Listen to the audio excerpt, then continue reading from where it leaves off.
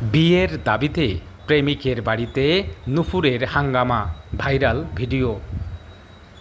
Maya the lost mother সিনেমায় অভিনয় করে আলোচনায় আসেন নূপুর হোসেন। ফের আলোচনায়, তবে এবার কোনো সিনেমার জন্য নয়, প্রেম ঘটিত হাঙ্গামা নিয়ে।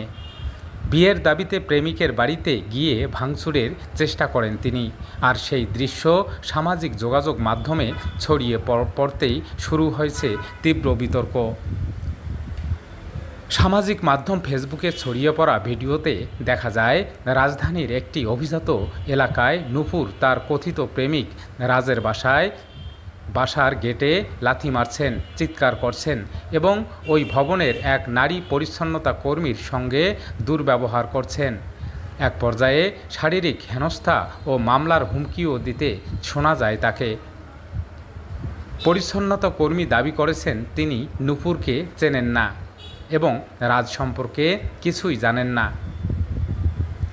ভিডিওতে নূপুর বলেন, রাজ আমাকে এই বাসায় বহুবার এনেছে।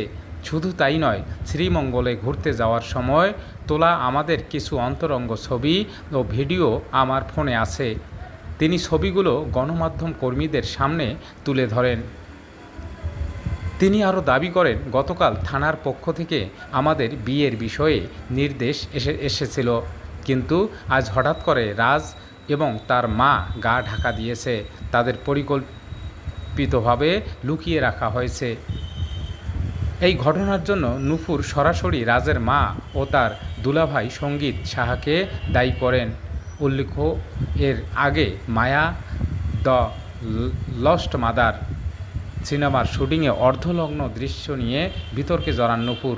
পরবর্তীতে সিনেমার পরিচালকের বিরুদ্ধে প্রতারণার অভিযোগ এনে থানায় জিডি করেন।